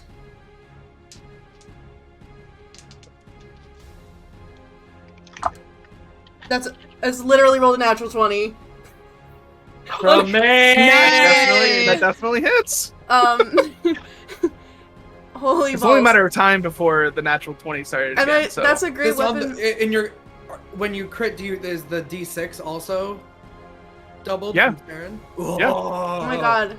And I Eight have... damage dice you roll. And I also, Get an I extra- have the slasher feat, so it slows her by 10 feet when I hit her with Okay. slashing damage, like, Good period. to know. Number one. When I score a She critical goes hit, everywhere. she has disadvantage on attack rolls until the start of my next turn. Nice! So there's that. And I have to roll, all like, those one dice, bajillion baby! dice. 2. And then the third one for Saren will be green. And then I get my superiority die. Does my superiority die also double if I crit? Yeah. And it's great weapon. Did you say it was great weapon? Yeah, I did. She did.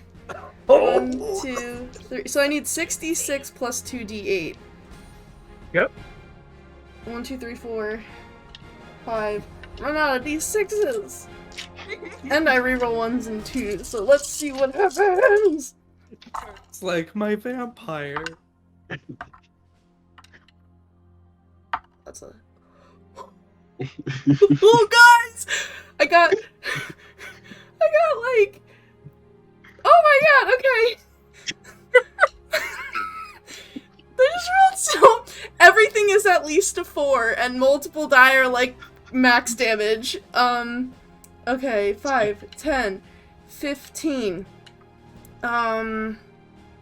25, 27, 34, 38, 42, 52, plus my modifier. Plus great weapon. Okay, yeah. Yeah, my 52 plus 5 is 57 points of damage. Do I need to give you the separate damage types? No, you're fine. Okay. What does this strike look like as you make this swing at her? So when Saren like infuses my strikes, is that like what does that look like? Like a little glob of acid like goes on my sword, or like? So I don't know if you like with like in like WoW when you've got like the globules of like energy over the weapon that's being infused. It like if there's any filigree in your weapon at all, it is like filled in with this green glowing energy, and then there's basically this like cloud or like fire-like green around your sword. So yeah, like she goes to like skedaddle on past all of us, but then like Saren is there and is like keeping her in, and then like I turn around and Saren like shoots then my thing like is all like lighting up, and so I turn around and I go up to her, and for flavor I just kind of like grab her like on the shoulder and I like slam her up against the doorframe, and I'm like, I told you were dealing with me, and I just like slash into her. Like, well, technically I have to take my hand off of her, but I slash into her with my sword. You cabined on her before you... Yeah, I cabined on her before I stabbed her. That means that you're also using that greatsword for the flavor with one hand, because you're just that bad. Well, technically I would have cabined on her and then taken it off. And... Yeah, I know. So, I like the... As you make contact with your greatsword across her back, you leave a giant gash in her back, and this you get the sense that for a normal creature, this would be the end of anything. However, when you make this strike, she instantly turns to mist and then starts to float away. Can I stab the mist? You got You that, could Tremayne! attempt. You could attempt to. Sure. I mean, I have another You got attack. her! I have another attack. I'm gonna try to stab the mist. Sure. And if I call Great Weapon Master, is it all of my strikes or just per one? No, you can change it on each strike if you want. Okay. Oh my god. That actually might not hit. I don't think that's gonna hit. I rolled a 7 plus an 8, so a 15 to hit the mist. Yeah, as you swing, come back around with your greatsword again to strike at this mist, it seems to just pass right through it. So, It at should that turn point, to mist. we are out of initiative. However, you do start to see this mist start to float off in a direction outside. Yeah, I was about to say, do I know enough anything? about this Yeah. to... Well, we will get to that after our break. My It is 9 plan o'clock, worked. so It's just we're going to take a short break, and we'll be back here in about 5-10 minutes. So, see you all then. BRB.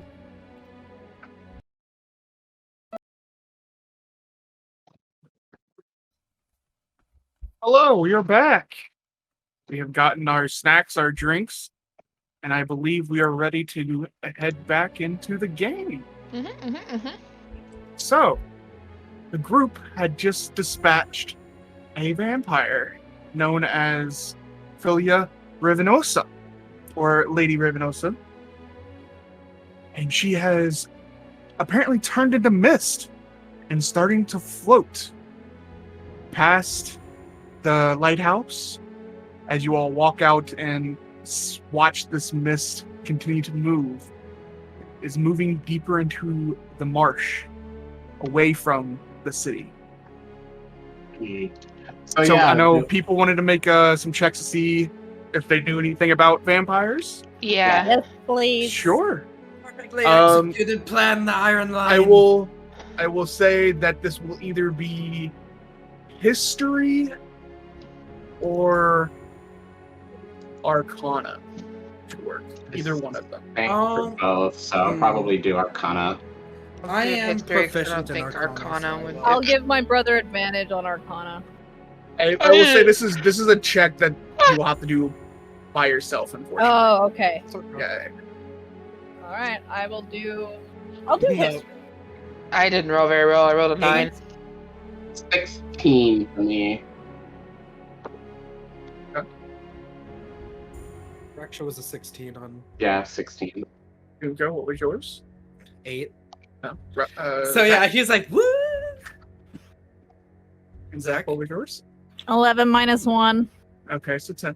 Okay, well, Reksha, in your studies, when you arrived in Port Zoon and you became a part of the Church of Morden, they had some books and tomes on undead creatures, since that is typically one of the main adversaries of your church. And one of those was a vampire that seems like what this individual was. You see the similarities to what you've read and how she was acting and biting and like regenerating themselves after biting. Also, like the fangs match up. You know that some vampires, depending on how strong they are, when they die, they can turn into mist. And they will return to their resting spot.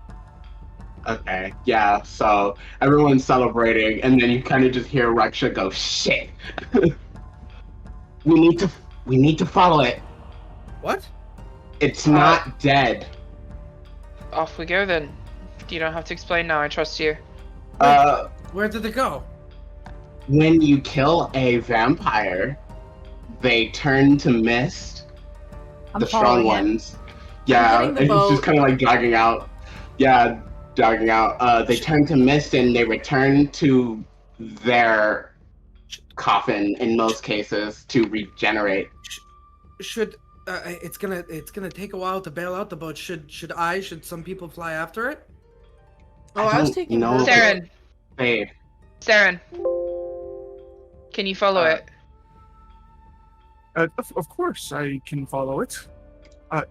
But Beckett, I want you to make a spellcasting ability check. So add your spellcasting ability and your proficiency bonus. Oh, your hunter's mark. Ooh. Spellcasting. 20. 20. As this mist starts to move away from you, you do actually sense that your hunter's mark is still attached to it. So he starts to say, Saren, follow it, and then he stops for a second. I can track it. Oh, that's so badass. That's so badass. How long does the hunter's mark last? As long as I'm concentrating on 8 it. hours or something. Yeah, It's like 8 hours. Yeah. Oh, up to 1 hour. Oh, 1 hour. Okay. 1 hour. It's 8 hours if I cast it at a higher level. Oh. Right. Is her boat big enough for the whole party? Because I wasn't. It's a one. Her boat. Her boat is maybe a 2-seater, if that. So we'll have to start getting our boats out.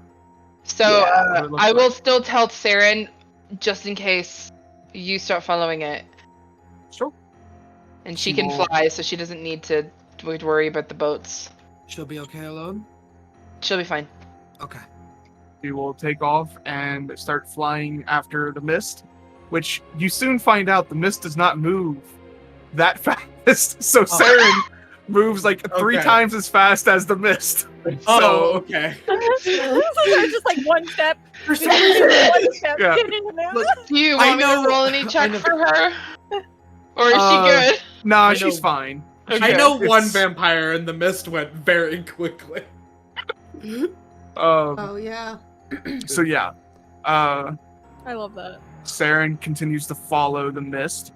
I will say, getting the boats out without Saren's help will probably take about 30 minutes. Oh, Question. Sure. Out before she goes? Since it's moving so slowly? Sure, you can if you want to have her help before she goes. Yeah. She'll have to I make was a perception check to make sure she can find the thing though afterwards. Okay, that's fair. I'll help. What Yeah, were I you was gonna say, about Reksha? I was about to say, ask if it would take that long if freedom of movement would help make it faster, because I don't get bogged down by being in the water. It I'm would free to help. breathe, but It would help. The issue is your boats were bigger, so they're gonna take more than one person to like lift them out because they're gonna be heavier underwater Yeah. too. yeah. So like it would help you, but it still would be a slow process. Yeah, okay. I was Yeah, just waiting for let's- Sarah to we'll- help. we But just with gotta- Saren's help, will cut the issue down by half. So it'll take about 15 minutes to get them to where you get all the water out and they're on the docks to where you could actually get in them and use them again. In that time, Dumka would have said the job that she was going to be giving us. She mentioned some sort of hut, right? Beckett, she mentioned a hut in the swamp. In the swamp, she wanted us to find someone that was going to be sending a package with us to deliver to her. So there may still be someone else, and there may be some sort of maybe it's a blood siphon or something. I don't know. Okay, let's crack both their skulls and then. A strong person on each boat for the rowing. I will row on one of them. I'll roll on the other. So what I'm going to have you all do is, since it only took you 15 minutes, I'm going to have the 2 rowers, so that'd be Reksha and Tremayne, correct? Mhm. I am going to have you all make athletics checks for me to see if you all can catch up to the mist. This isn't a very hard DC because, like I said, the mist doesn't move super fast. But this is just to see how fast you all can catch up. Can I guide myself? Sure, if you want. Cool. Athletics. Athletics. Yeah, athletics check. Mr. Mori I'm gonna- helping me row. I'm gonna roll the die that crit on her before. And hope the magic Cool, hasn't cool, worn out. The magic has worn out. Oh no! But I have a really high modifier. the die was like, I gave you what you needed. 14. Don't ask me for more. 15? Okay, yeah, 14. totally fine. Or, yeah, yes, totally fine. Mine is 7. No, that's not. That is 17 plus 3, so dirty 20. So you all, it takes about another maybe 10 minutes or so, and you catch up and you start seeing this mist floating. The issue here is this mist can go over land also, Yeah. but with Beckett's the ability to track it, you can always find your way back to it, even if the And- waterways take you out of the way. And also So- Saren's following it. Also, Saren is also following it. So as you all catch up, Saren will follow it when it goes across land. And but she's pretty big, so I can even use her in the sky to kind of maneuver our way through the water to get to it. Gotcha. So you continue to follow it. You go through a whole bunch of different waterways, sometimes heading off to go around a large landmass because it goes over the land. Saren follows. About an hour passes. Unfortunately, you do lose Hunter's Mark on it at this point, but you all still have line of sight with Saren, and also you all only have to veer off when it goes over the land masses when you can't with your boats. So you're able to keep track of it with Saren's help. I won't even have you all make perception checks for this. Okay. But another 30 minutes goes by. The sun at this point is completely set, even though you couldn't see it anyways in the first place. But you don't even see the light coming from the sky anymore. But about after that 30 minutes, you start to see in the distance a small little building off on a land, off on one of the land masses. And you see this mist just start heading towards this building. And you see it disappear into the wall. As you all are pulling your boats up onto the land. Is that what you all wanted to do, or? Yeah. Yeah, I think I'm just Someone use beelining it for it. Wait, where did they go? What? Where did they go? It me in the building. Oh, That building. See, we were talking about a possible shack. Yeah, I think that might be it. Is there a door? There is a door on it. There's actually a side of this building is just completely missing. Oh, well then I'll just go through there. Yeah, as you all approach, you see a rundown shack.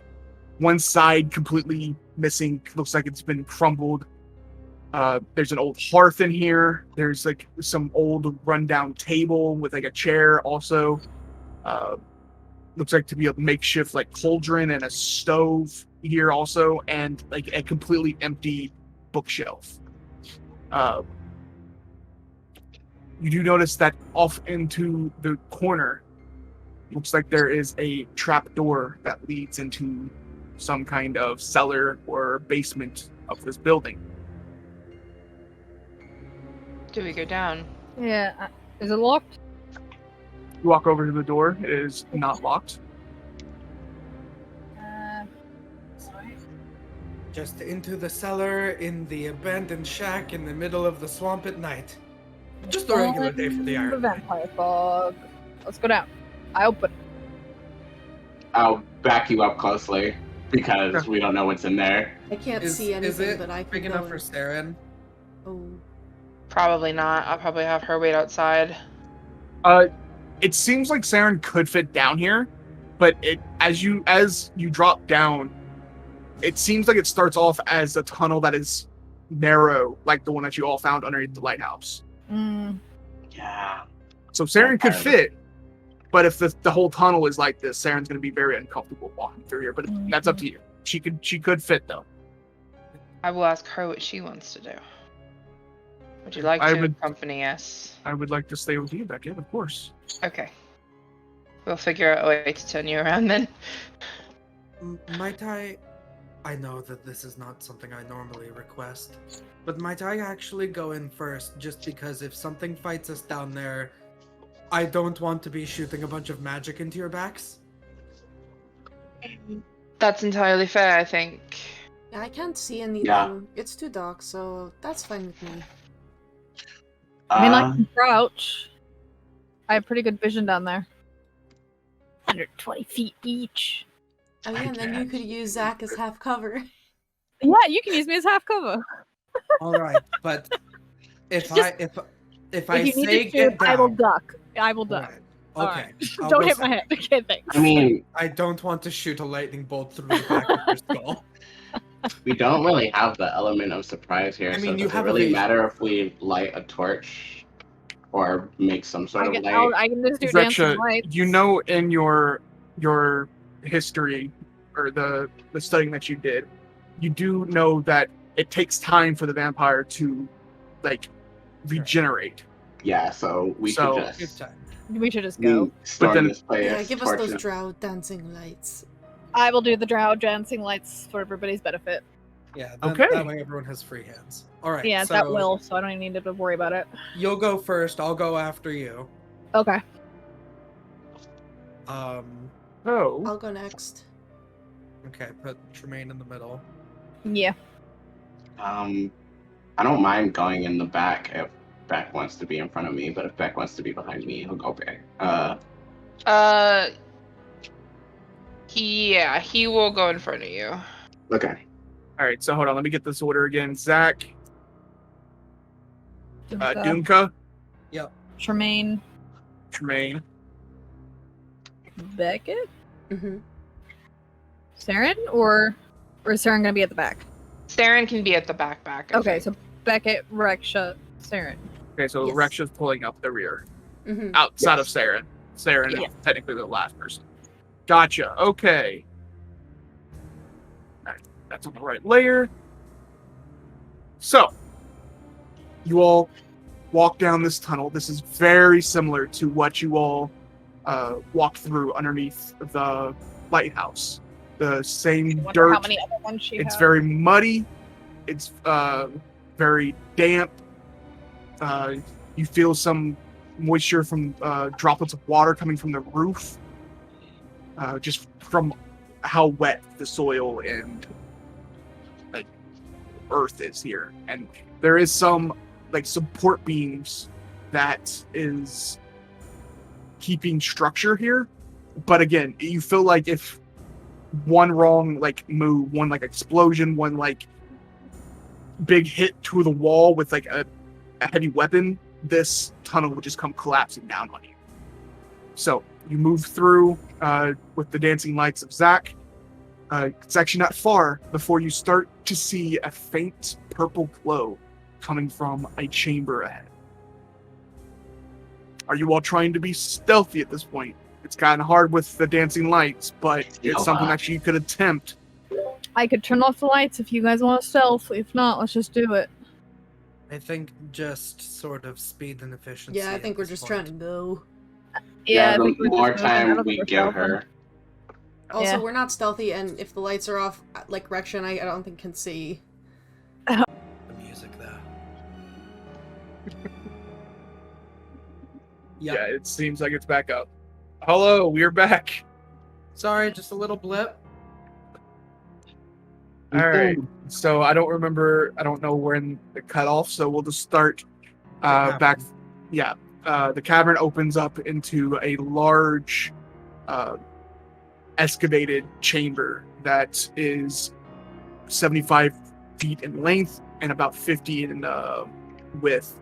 There is this strange purple altar sitting in the center of this chamber with pillars sitting at 2 o'clock, 4 o'clock, 7 o'clock, and 10 o'clock, I believe, around this center structure. The purple light is coming from the center, like almost like a pool that is just this, whatever this purple energy is just spreading out into this chamber, and it's lighting up the interior of this fairly well. As you all are walking through, though, you are instantly noticed by the individuals in here. You see two individuals standing at the pillars, seeming to be doing something here. And you notice another individual also sitting in actually what looks to be a rather comfy chair that they have set up over in a corner. Let me pull them up for you really fast. Oh god, it's a cult. Vampire cult. The two individuals that are standing by the pillars are very pale in skin. They have very stringy hair, just some common clothes on, and they look really like malnourished, famished. Their skin is pulled close to their face. And if Reksha, when you see these individuals, from your studies about vampires, you would know that these are probably newly made vampire spawn. But as you all walk into the room, you hear a voice speak out. And,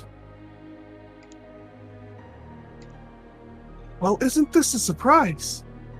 Oh, I was not expecting to see you here, Reksha. Oh no. Oh, Mommy Milky. Mommy Milky! please. And you see a Firbolg tiefling sitting in a chair, legs crossed, a long dress kimono style outfit, very colorful. The black leading into fades into red with a different kind of floral.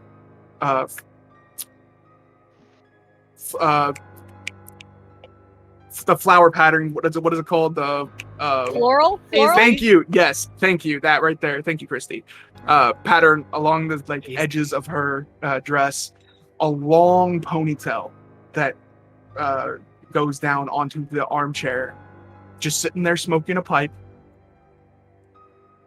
I'm assuming you're the ones that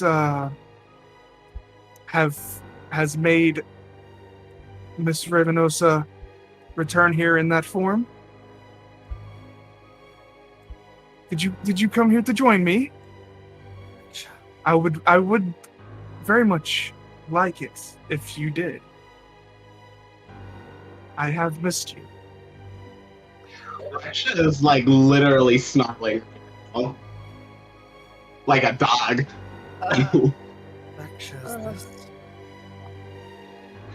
He doesn't answer. His eyes are like locked on her. Well, are you going to introduce your friends to me? It's kind of rude that introductions aren't being made. Someone you know, Reksha. Oh my god, hold on. He doesn't answer. He like cannot stop like looking straight ahead at her and like baring his teeth.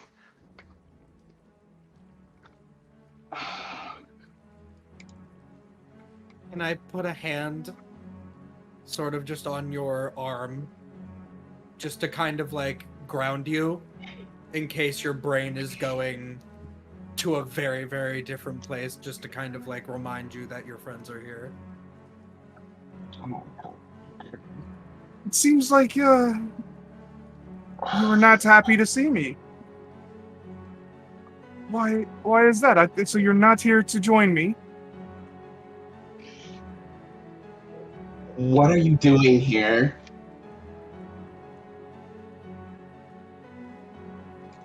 It's my little project that I've been working on. Project? You know me. I always have something going on in the back of my mind. This is just one of the many attempts.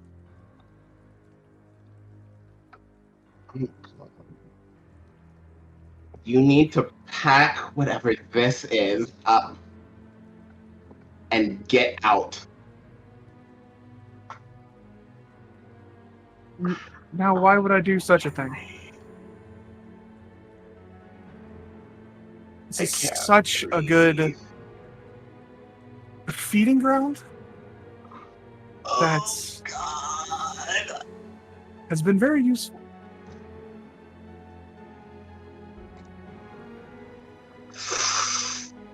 You all, anybody that wants to can make a perception check for me. Oh, me, 100%. I'm looking around. I am eyes on a swivel. Yeah. 100%. Yeah, he's not even like, he can't even make a perception check because he's too busy looking at her. I rolled 8. 23. 15. No, 20, 22. Okay. I'm just focused on Reksha. So, Tremayne, we'll start with you first. Both noticed. everything that Tremayne notices, also Zach, you also notice, of course. Okay. Sitting next to this lady in this chair, there is a table and another fancy looking chair, along with some kind of cauldron sitting off to the side. There is also a large, well, not a humanoid size coffin laying on the ground right next to her. So you get the sense with what Reksha told you about Happen. might not. We all become vampires. Damn, Oh. I don't even know. If y'all can hear us, well, we're the stream is back. Hello. Yeah. I'm having some technical difficulties Yeah. with my internet, you guys. So we're gonna cut the stream here because it's technically around the time that we could end anyway. And also, we're about to fight Mommy Milky. Yeah, so we'll see you in 2 weeks, right? Because Chel, you're still good to go with Waterdeep next week, right? It's the week after that. Yep, it's Okay. the week of the 14th that I will not be able to run Gotcha. Waterdeep. Okay. So yeah, we'll see you all in 2 weeks on the 7th to see what happens here. And then I think we'll have 3 sessions in a row of Vigil. Is that what we're planning after that? Because it's the 7th, 14th, 21st. There was possible talk, like maybe we'll do doing a one shot. Maybe yeah. if this is like the end of like an arc, it might be a good time to take but we're figuring it out. Yeah. Yes. We will make sure we update as soon as we know. Yeah. Easiest way to follow that is our Discord channel. Which you should join. Yes, indeed. Yeah, we will be back here not tomorrow. Well, tomorrow technically also with another stream, but we'll be here next Wednesday also for Waterdeep. So, is there anything else anybody wanted to shout out before we end for tonight?